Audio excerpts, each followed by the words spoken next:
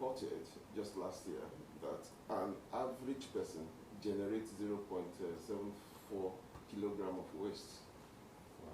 So in Ondo State, the population, the expected population is 5 million. The last time population census was conducted was 2006. And since then, there has not been a population census to enable us to say this is the current population of Ondo State.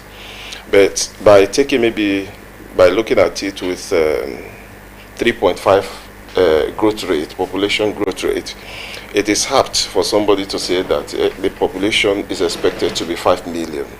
So if the World Bank and the United Nations have said that an average person is expected to generate 0.74 kilogram of waste, then you multiply it by the total number of residents and citizens of Ondo State, which is 5 million. Okay. So 0.74 times 5 million, that will give you like 200 and something million kilogram of waste generated per day in Ondo State. That is a large number. And an appreciable quantum of the waste generated are municipal solid waste. By municipal solid waste, we're talking about waste that are non-biodegradable. They are inorganic waste. What I mean by non-biodegradable is this. Some waste cannot decompose in the natural dump sites that you put them. For example, if you put plastic in a landfill, it is going to last there for 450 years. Okay. Yes. If you dump a plastic, rubber, plastic, this and that, in a particular place, it won't decompose. It is non-biodegradable. It is inorganic. The worst thing that will happen to it is for it to break down into microplastics, and that will take another cycle. So when you drink a bottle of water, for example, and you put it on the road, that is indiscriminate. The road people use is not where you're supposed to put your plastic, and that is an offense. When you drink sachet water, and on our clean road, you just put it there, it cannot decompose. It is nuisance. You get it? So these are some of the areas we are looking at. There is indiscriminate dumping of refuge in Ondo State, and the governor is very clear with what he wants to achieve in terms of cleanliness. And what we are doing since I came on board is in line with what the governor wants, is in line with the expectation of the people of Ondo State. So we are not doing anything outside this particular circumference. Okay, Honorable Commissioner, I want us to actually interrogate the review of the law, because whatever that comes out of it will be used to probably revolutionize the environment sector. Precisely. Okay, so what is the composition of the committee saddled with that responsibility of reviewing? What is the professional track record of the committee members? And how many agencies, do we have interagencies involvement in this? I wanted to highlight. Yes, there is interagency collaboration. For example, in the Ministry of Environment, we have Osrc, Ondo State Environmental Protection Agency is there. We also have waste management under the Ministry of Environment. And the committee is comprised of people, experts from these sub-agencies or agencies within the Ministry of Environment. That is one. Because it has to do with law, we sought for people who have the legal expertise to be able to appraise it, to ensure that the right thing is done. So the Ministry of Justice is also represented, and the experts within the Ministry of Environment are also in the committee. Then we also picked experts outside these mentioned areas or agencies for representation. Okay, now we move on to open defecation now. The Ondo State government is interested in, as a matter of fact, it's part of his agenda, cleaning Ondo State, making Ondo State clean. And at a point, the governor, Honorable Lucky Odumi-Sahi, actually promised that the construction of public toilets cut across the state in market and public places. So I would like to ask, what is the state of that project, and when should we expect the delivery? It's an ongoing effort, and one thing you cannot take away from the governor of Ondo State is that whatever he says he will do, does it. So there is an ongoing effort to say that open defecation is a thing of the past, and the construction of public toilets is achievable. There are efforts ongoing to ensure that there are public toilets for people to use to avoid the open defecation. So I can assure you that in the shortest possible time, those public toilets will be undertaken and delivered for the use of the good people of Ondo State. So you don't have any worry about it. All right, thank you very much. It's commendable that last Saturday, which environmental sanitation was being observed, law enforcement agencies were out to ensure that citizens and residents of this state actually abided by the laws and restrictions. So how often are we going to see this? Because one thing is to say we need the residents to do this, and another thing is to ensure that enforcement agencies are actually monitoring the process. So how often do we intend to see this? Because people tend to flout these rules a lot. Yes, as if the rules is now being relaxed. Yeah, how do we intensify efforts to and the make them? That is the difference the governor is making. Okay. Before then, there was nothing like awareness road walk. It was not my own initiative. That is the truth of the matter. That is what the governor wanted, that before you go to the streets to sanction people for not complying with the environmental laws, you must carry out awareness campaign. You must sensitize them that should you flout sanitation rules, should you don't participate in the environmental sanitation, there are implications. And that is what we actually did on Friday to prepare the people of Ondo State for what happened on Saturday. I was on the street for more than 6 hours. Wow. I was not alone. The directors were also with me. The administrative secretary was there with me.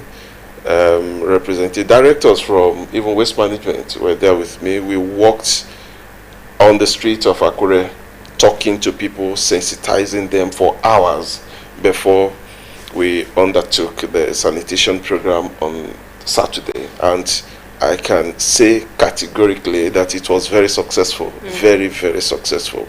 On Saturday, no movement. Yes. No movement. And according to those who observed, that is not my personal assessment, that it has not happened for a long yes. I think the level of compliance was very high. Very high, very high, very high. Okay, this program is also a means of sensitization and awareness for the people out there. So I would like to, what are those penalties if you are caught flouting these rules? Let's say when it's time for environmental sanitations and you are caught outside instead of being in your house or your environment, cleaning and taking care of your environment. If you are caught outside, also discriminating refuse indiscriminately, what are those penalties? Well, we have a task force, okay, and the task force was down for several months before my appointment.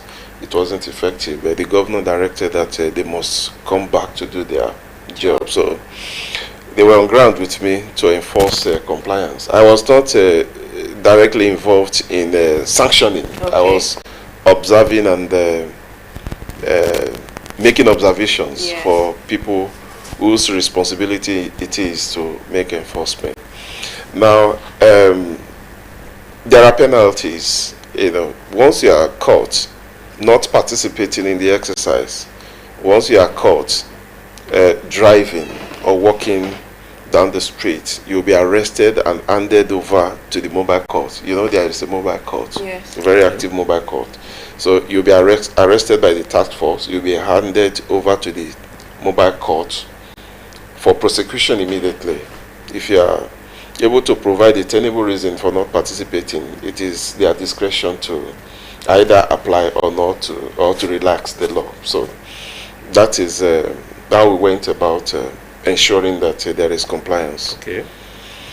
So speaking of the task force, at a point, like you said, yes, they were not active. Yes. But hopefully, with this administration, there's this line of thought. People believe the task force did not meet expectation in terms of revenue generation through penalties and fines, and they fail to ensure compliance. Does that necessitate the review? Yes, Largely? yes.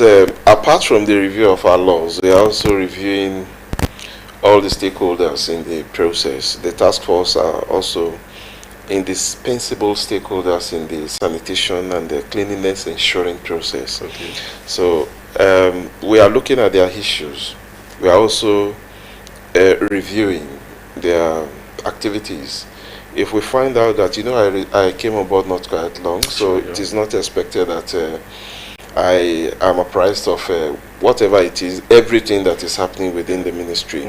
So we are also reviewing the activities to see that inadequacies that hamper their activities are addressed, to see that they are doing or discharging their responsibilities as prescribed by our laws. Okay, industrial pollution, air industrial pollution now. I want us to talk about that. It's a very serious issue in our country, in our state, in our country. And on those states precisely, how often will your ministry monitor the activities of these industries and the facilities around Ondo State? Were you set to monitor the activities so that they don't end up polluting the environment? Whoever is a stakeholder and participant will be monitored. Nobody is going to be spared, and that is what the governor wants. So whatever I'm doing, I'm carrying out the directive of my boss, my principal, is in the know of everything that we are doing. Now I want you to take it beyond the industrial pollution. That is just one leg of it. We are going to talk about clinical pollution, medical pollution, noise pollution. Noise pollution. What I mean by medical pollution is that there are hospitals in Akure and they generate waste, syringe, some other things. They dump them indiscriminately. That in itself is pollution. So they are also under surveillance.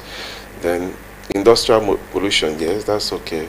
We are monitoring the industrial discharge of to the water bodies and also the charge of emission into the gas flaring and all that. I will talk about that, but let me land on the thoughts of industrial pollution and some other sources of pollution that are of concern to the state. Okay. Industrial, yes, there are industries that generate waste and they dump them indiscriminately without abiding by our laws. There are also supermarkets, banks generate waste. I have earlier said that according to World Bank, an individual is capable of generating like 0.74 kilogram of waste. So if there is an organization where you have more than 5, 6, 7 persons, you can imagine that they are capable of generating waste. So in the context of industrial pollution, yes, we are going to evolve strategies to checkmate them, to see that they comply, they don't pollute our environment. Then, still in the context of industrial pollution, there are emissions, greenhouse gas released into the atmosphere. This is a very serious issue because when greenhouse gas emission are sent into the atmosphere, it depletes the ozone layer. The ozone layer is around the stratosphere. All right. The stratosphere is above the atmosphere. The atmosphere is where you find the natural environment, the biodiversity. Plants, animals, they dwell on the Earth's surface. Those are the components you find in the atmosphere. Then, in the stratosphere, there is this strategic layer that is called ozone layer. What the ozone layer does is to protect the penetration of ultraviolet irradiation onto the Earth. For example, when there is sun, the penetration of radiation is expected to come straight to the Earth, but the ozone layer will provide a defense. And when the ultraviolet radiation comes to the Earth, it's injurious to our Earth. Yes. So what gives us defense is the ozone layer.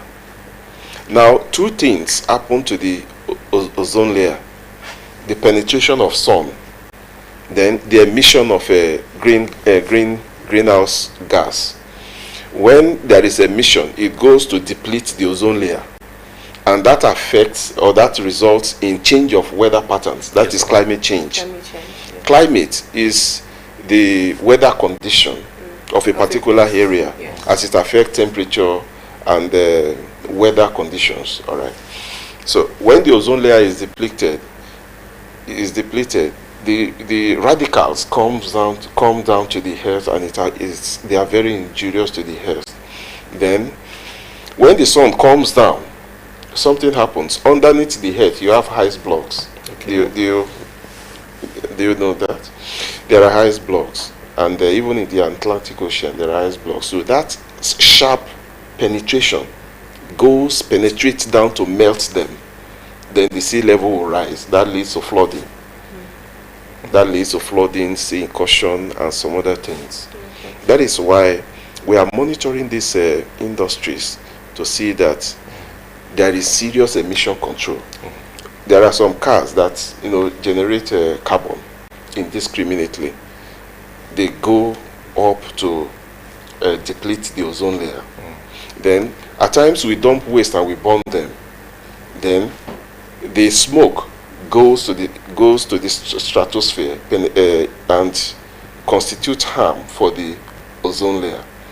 All this results in flooding and sorry, Honorable Commissioner, I have to cut in there because we are out of time.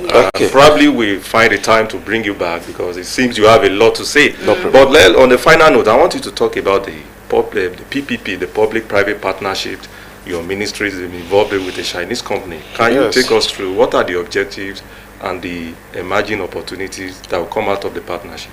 Yes, we're talking about climate change issues, for example, flooding and degradation, erosion.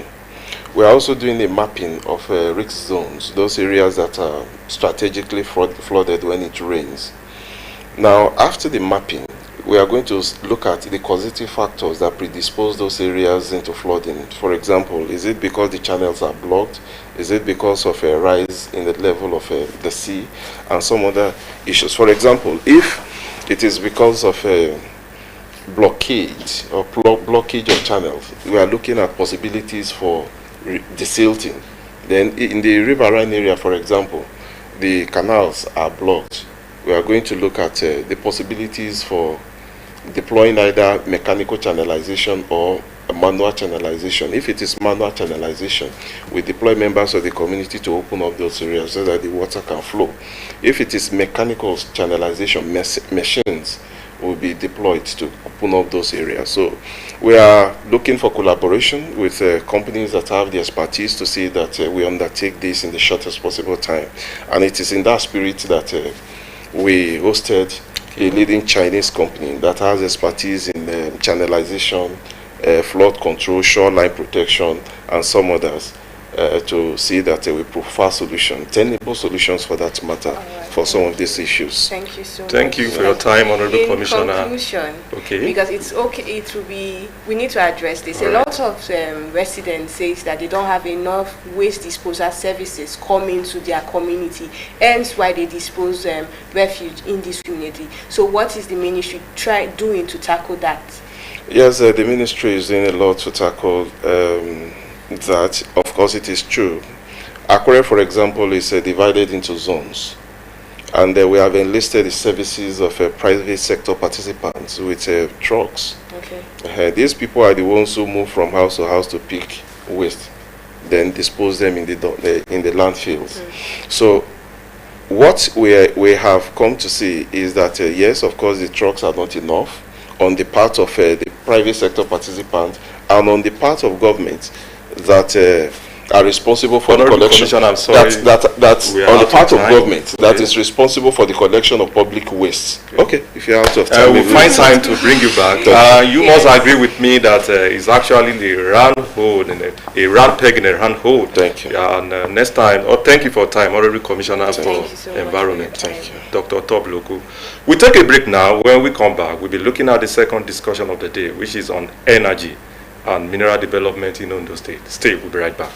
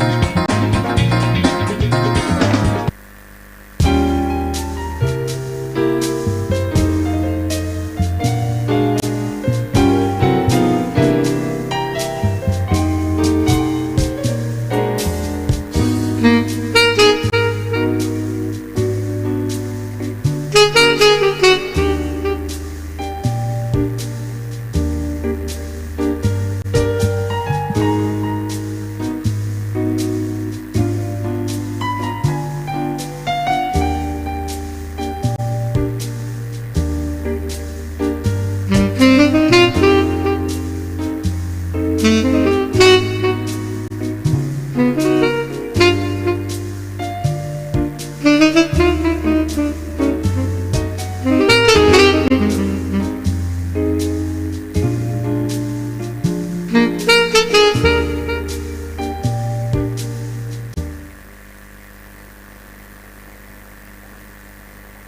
nice you're back and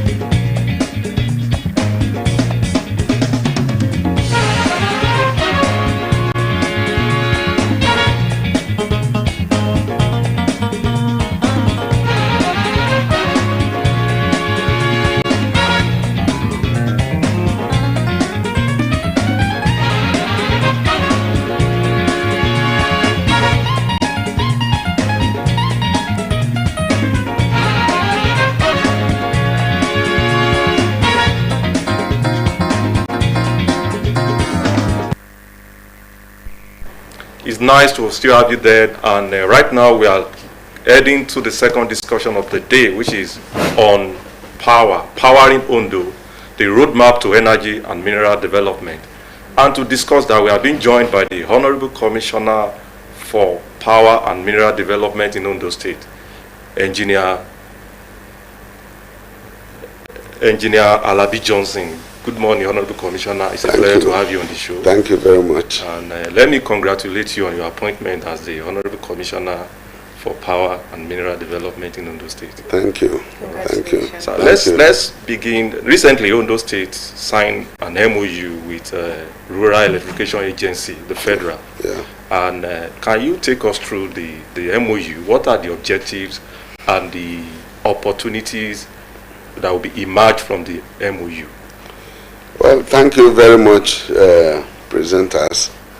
I'm glad to be here this morning. It is true that we did sign an MOU with the Rural Electrification Agency, Abuja. The Rural Electrification Agency, Abuja, is an agency saddled with the responsibility of ensuring access to rural electrification in rural communities. So, and we just discovered that this agency in the last few years have been doing wonderfully well in trying to create access to rural areas. But unfortunately, Ondo State has not been in the list of those enjoying the benefits from that agency.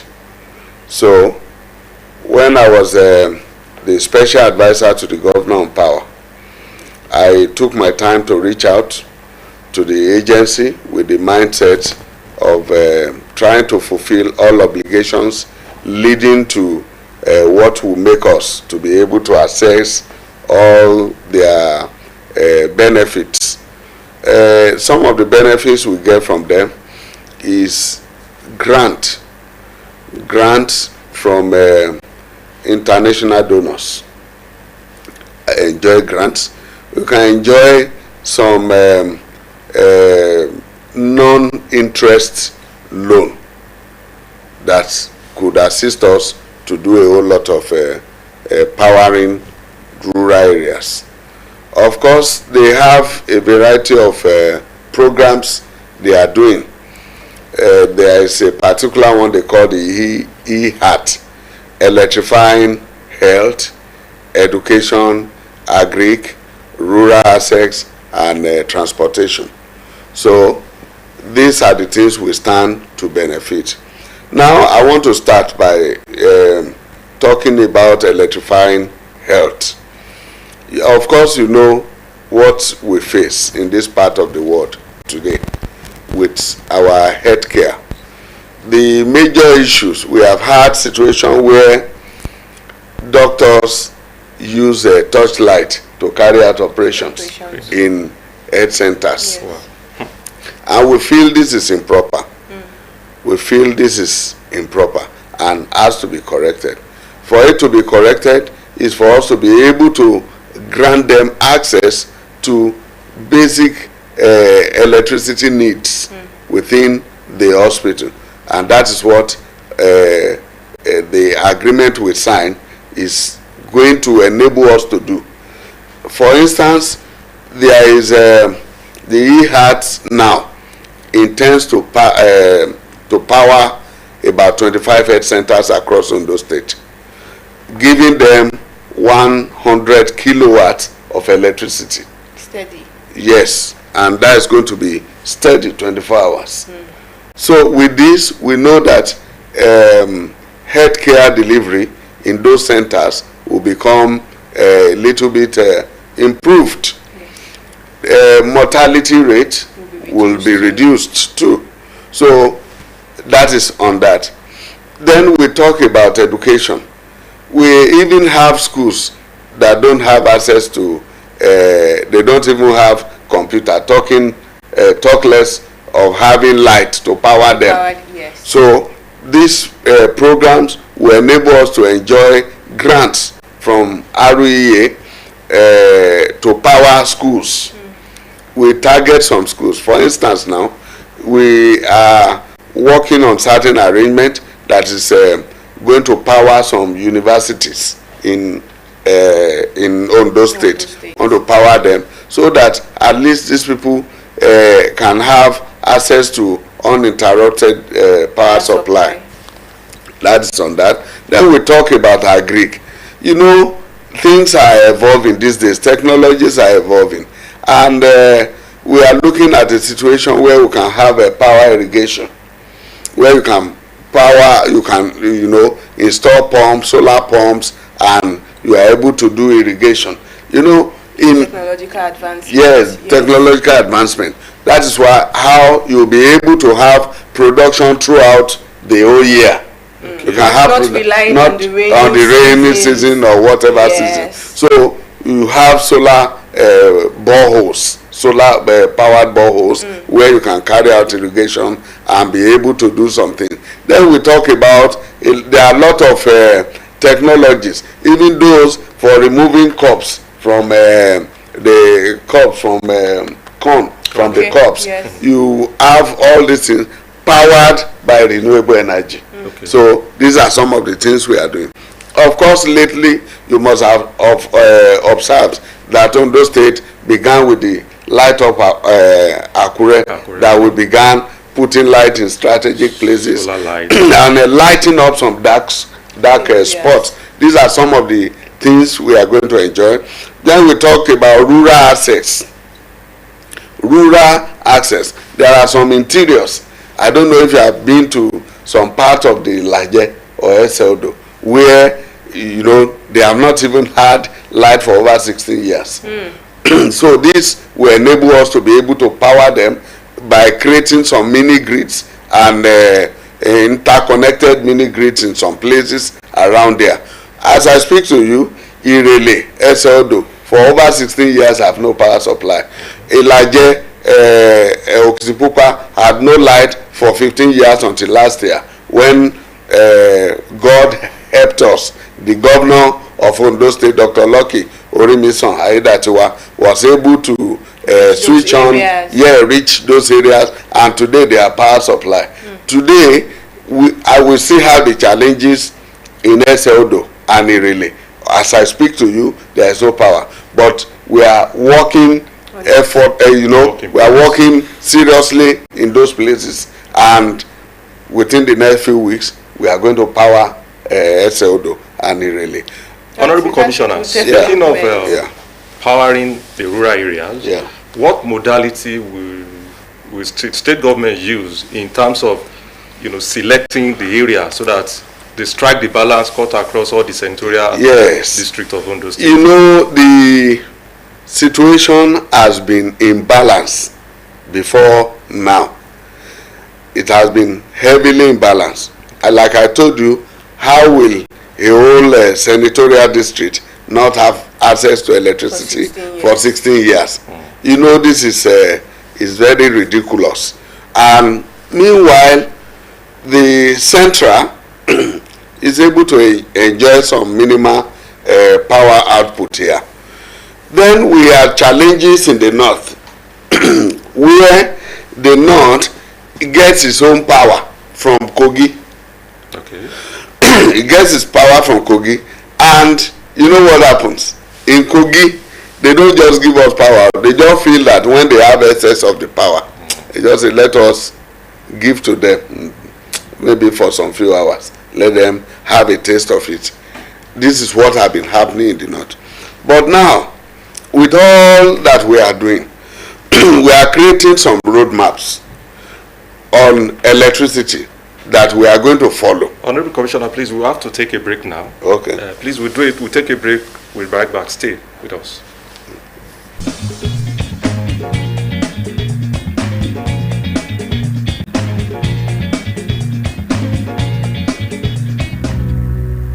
Beautiful is your name.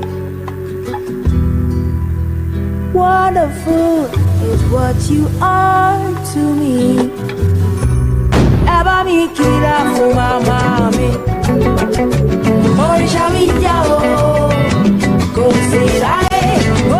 Every mom, a treasure beyond measure. 3 Crowns Milk. Healthy moms, happy families.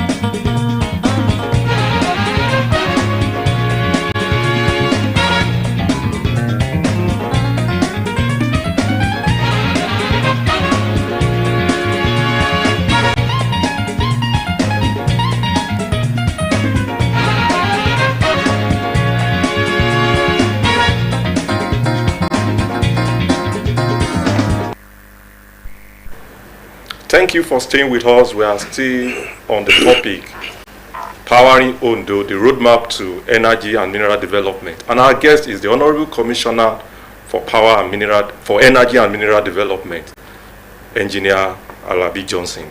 We allow the Commissioner to land on his thoughts. Commissioner. Yeah.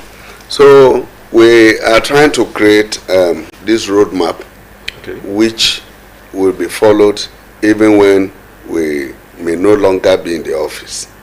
That anybody that is coming in will be able to know that this is what is obtainable, and this is what we want to achieve per so and so time. Yes. So that is the policy we are trying to formulate at this moment. Now we have tried to do energy audit of the state. We know the power consumption of the south, we know the power consumption of the central, and we know the power consumption of the south. And what we are receiving from the national grid at this moment is grossly inadequate for us to utilize in Ondo State, because we have gone past the quantum of electricity that we are getting. I want to tell you what we are getting in Ondo State at this moment, a lot of times, it's far less than 30 megawatts. 30 megawatts. And here in Akure, we have some areas, some particular areas that will take up the 30 megawatts. That consumes more than that. Yeah, that consumes more than that. So if you have people who will consume more than 30 megawatts and what we get holistically in Ondo State is 30 megawatts, you can imagine what kind of a scenario we'll find ourselves. So we are looking at a situation whereby that within the next few months, we are able to bring up to about 200 megawatts to the state. We bring about 200 megawatts. We are doing a lot, but we don't want to begin to analyze our plants. You know, there are enemies too, so we don't want to begin to analyze them on the air. But we have a whole lot of plants, and we are getting set to be able to take delivery of it. You know, lately, there is the decentralization of electricity market in Nigeria. Okay. So Ondo State has taken advantage of this situation, and we are still taking advantage of it, and we are working and running with it. If you look at what we have done in Nigeria, Ondo State stands out in the course of this transition. All that we have done. In fact, there are some things we have done in some few months ago that some states are just pursuing to do now, because as at that time we told them this is the way to go, and some of them believe that the future of we saw the future before now, and we are doing them. But some people believe that we are overreaching our bounds then. But today, the reality is on ground. We have done so much in the energy sector, and so we are still trying to do more. Giving power to the south, giving power to the central, and giving power to the north. We want to actually cut off from Kogi, where whenever they like, they give us power. So we want to cut off from Kogi and be able to supply on those states from the central here. So that is all that we are doing, and to increase the quantum of power that comes to the state. We are looking at a situation whereby very soon, you know, to drive economic growth, you definitely need power. Without power, there's nothing much. The welder needs power. The furniture maker needs power. All sectors, you need power. Yeah. And when these people can get access to power, then there will be it affects the standard of living, the economic advantage of the state will be reduced. And so all these things we are trying to take advantage of to ensure that we deliver power to the doorstep of people. We are not just talking about bringing power for 6 hours a day. We want to be able to go. If we have not achieved 24 hours, we should be, very close to it. Yes. We should be aiming for it. That is on one part. Then we are looking at the electricity tariff. The electricity tariff, we feel that if there is no competition in the market, definitely we will run into crisis. Okay. The market will be monopolized. Okay. And so we are thinking that Ondo State is not going to allow monopoly to happen in the electricity sector. So that is why we are appealing to a whole lot of investors who are ready to invest into electricity. This is the electricity sector is the future of the nation. So there is no amount of money that is too much to invest into it now. When they come, we want to license a number of electricity distribution company, not only BEDC. BEDC is just one of them. For instance now, the Ondo State Electricity Regulatory Bureau has licensed the Ondo State Power Company. Ondo State Power Company wants to rival BEDC now because they are going into distribution and we are preparing ahead for it. And so, for instance, you could have a way of preparing for the decentralization. Yes. Okay. You know, the decentralization has happened. The decentralization is what are giving rise to the Ondo State Electricity Regulatory Bureau. Okay. It are giving rise to the Ondo State Power Company. Okay. The Ondo State Power Company has power to go into electricity business in Ondo State, and they are already doing that. You know, they have been largely successful in the handling and implementation of metering scheme, the code name Odatua meter. Yes. It is the Ondo State Power Company that is superintending it. This has not happened anywhere in Nigeria. This is the first subsidized meter in Nigeria, and you know we are doing much about that. And not only that, the regulatory arm wants to protect investors and want to protect the citizens from being harassed. Estimated billing here and there. Yes. We want to put an end to it. Okay. So very soon we are going to start what we call the unitary tariff. Okay. We call it unitary tariff. You know, the tariff we have now is, they say some is band A, some band B, C, D, E, and endless bands like that. Some bands don't even have power for 3 hours a day. We want to eliminate it. We want everybody to become equal. You know, Nigeria, we like creating standards. Create standards for categories of people who will be on band A, categories of people in band B. No, we don't want it. Even right now, it's there. It's obvious. Yes, it is. So we want to unify everybody, bring them up to a certain stage. Of course, this is an era that we feel that people must pay for whatever they consume. If you consume power, you should pay for it.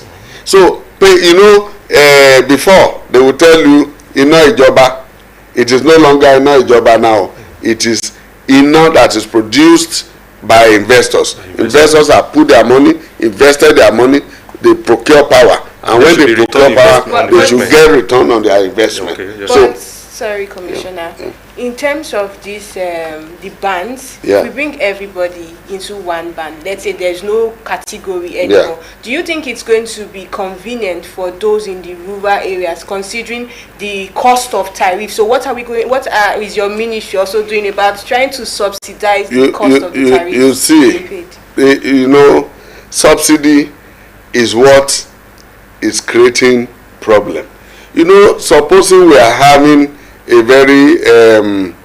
very righteous regime, subsidy regime, then we can say, okay, subsidy is good.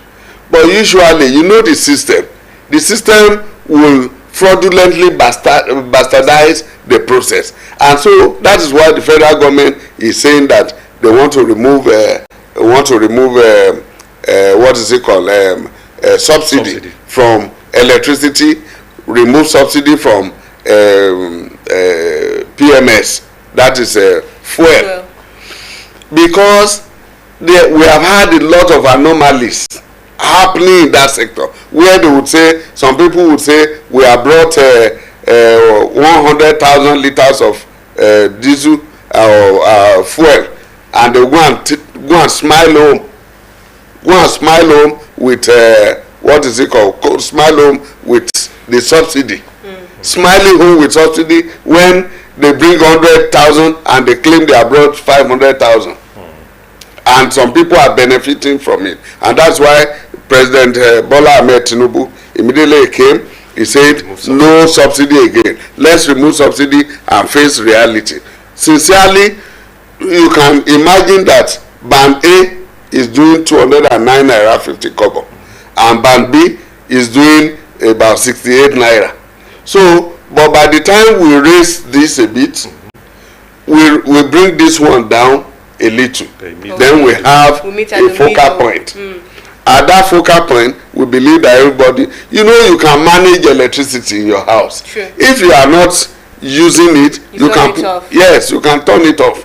It's not mandatory that all your light must be on at the same time. This energy management thing is another area that we want to train the people of our state. Sensitization. Yes, we will Sensitization. sensitize the people to be able to manage the energy within their reach.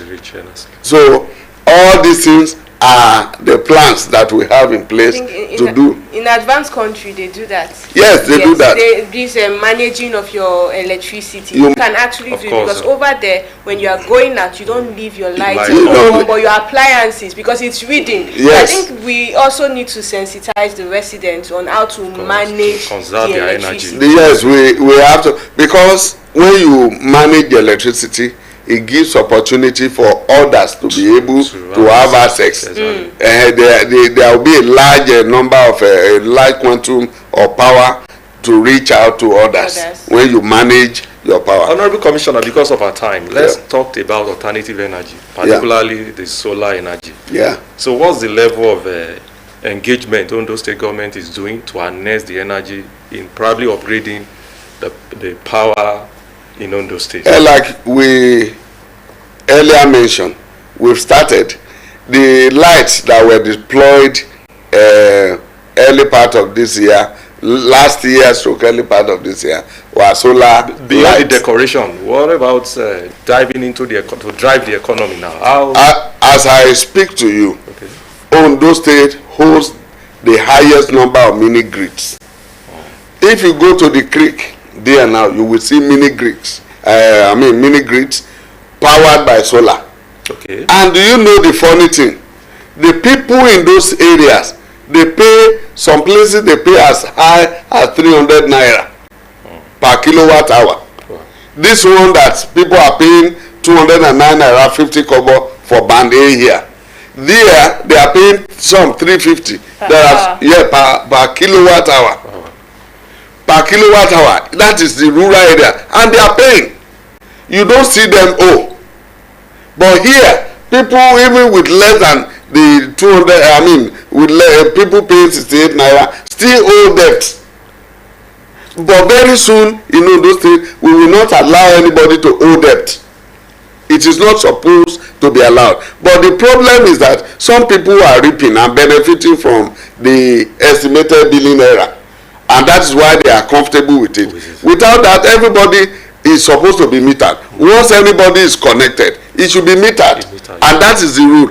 And very soon we are going to start enforcement of metering. Okay. You know what we are doing now? The government has subsidized, and some people, there are some people even now, when you say come and take the subsidized meter, say I don't need meter.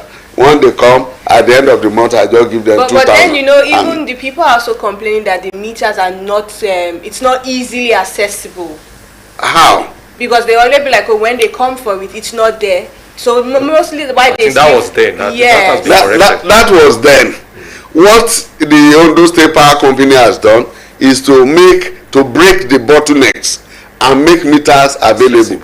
As I speak to you now, here as I'm speaking, if you get to the store of the Ondo State Power Company, you will still need over 2,000 meters. So why should people complain they don't have access to meter? Let people come out, take this meter, because very soon, in our law, the Ondo State Power Sector law, it is an offense to use electricity without meter. So very soon we will begin to enforce that law, and when we begin to enforce it, it is so that others can, we can create avenue for others to have access to electricity. Yes. So the meters are readily available. Let people troop out, collect your meter.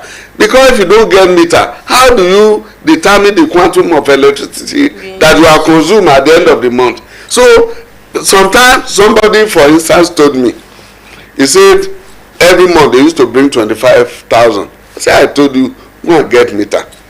Eventually he got his meter. And the other time I met him, he told me, I bought 10,000 naira for the whole month in April, and this is June. He's still reading. because there is that consciousness now that you have to switch off this, switch off that, and you don't waste the electricity anymore. And so the bill has drastically reduced. The days they were bringing 25,000, when they bring 25,000, you will go and pay 5,000. Who is going to pay the 20? And over time, you will discover that the accumulated bill has hit 1 million. And most times they even claim they are being overcharged. Yes. Honorable Commissioner, because of our time, it has been an interesting discussion and sensitization with you. Yeah. And I want us to touch on mineral development. Yes. It's under the purview of your ministry. Of course. Okay. Now, the bitumen in Ondo State is long overdue. The exploitation now. Yes. What is going on? Well, you will all have observed that it's not only bitumen that is in Ondo State. However, the bitumen deposit in Ondo State, it was one second largest after Canada. Yes, it's the second largest in the world and the largest in Africa. In Africa, interesting. And we feel that this is supposed to have been annexed before this time. Unfortunately, it has not been. Reason being that, bureaucratic bottlenecks arise everywhere. Do we have interstate? And of course, because you know that all these mineral resources are on the exclusive legislative list of the federal government. The issue of power also was on exclusive list until it was removed from the exclusive list and placed on the concurrent list. And that is why we are able to do much that we are doing in the power sector now. But that of mineral resources is clearly in the purview of the federal government. But not to say that the state cannot create some framework, policy framework with which mining activities can take place within the state. But all we can do is to influence the process. Of course, lately you will discover that the government of Asiwaju Bola Ahmed Tinubu said that is going to focus on bitumen exploration, and to that extent, a bitumen commission is to be set up. Yes. And when bitumen exploration, corporation is being set up, definitely you are talking about a commission between the boundaries of Ondo and Ogun State. But the largest part of it resides on our land here. And so we have just resumed office now, just less than 2 weeks in office. Yes. We are putting together all that we need to put together to see how we can change some the framework, the policy framework, to see how exploration of things like this will happen within our state. But for this moment, we have not done much in that area. But we believe that with the synergy that is currently existing between the states and the federal government, we believe that the sky is the limit. If we have bitumen, if we are the largest producer of bitumen in Africa, then what stops us from annexing it? It's not only that, we have a natural gas. We have natural gas even in Akure here. Natural gas that is almost the largest also in Africa. We have it here. So, and we feel that we should be able to take advantage of all these things. The natural resources. Not only that, we have a whole lot of, for instance, we have granite. We have granite in Ondo State. Sure. In some states, you don't have at all. So, we are thinking that we should be able to take advantage of it. We are trying to create policies, strengthen and streamline the policy framework for us to be able to turn them to economic advantage for the state. And that is what we are going to do. We are just about 2 weeks in office, and I believe that we are still receiving some brief in the area of mineral resources, and once we are done, we'll let the people of Ondo State know what we intend to do in that sector. So, Honorable Commissioner, on a final note, from the investor point of view now, how investor friendly are the regulations and guide to the licensings of people that are interested in the solid mineral sector? Yes. investor friendly are your regulations? Yes. You know, that's exactly what we are talking about.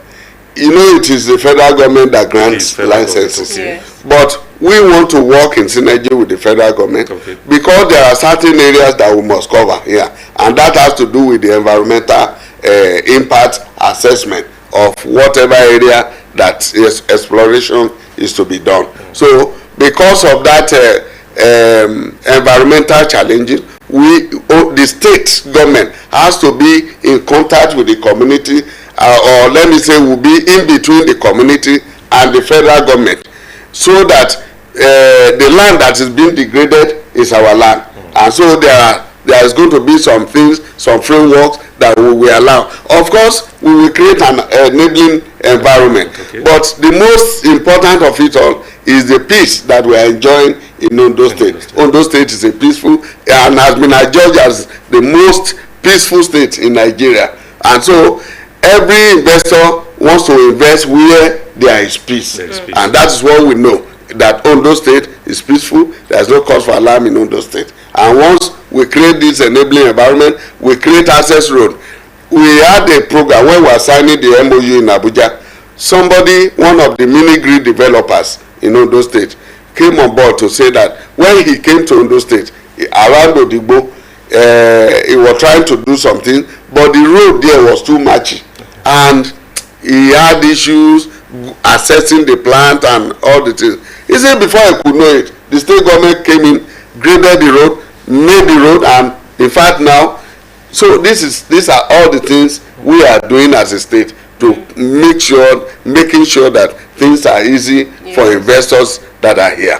Thank you. Okay, thank you, Honorable Commissioner, and thank you for coming for that interesting discussion. Thank you. Thank you, sir. On that note, we've come to the end of the show. It has really been an interesting journey from the reviewing of the environmental laws in Ondo State and the emerging opportunities, then the power in Ondo, energy and mineral development. You will agree with me, it has been an interesting journey. And from my colleague, Isosa. Yes, I am really looking forward to these implementations and the ideas that Honorable Commissioner has shared, and I'm very sure that Ondo State will be great. And a very big thank you to our crew behind the camera, especially our supervising producer, Iriti Aliwi, and the entire transmission crew. We say thank you. Next week will be another interesting show. Do enjoy the rest of the week. My name is Alex Adejoye. Goodbye.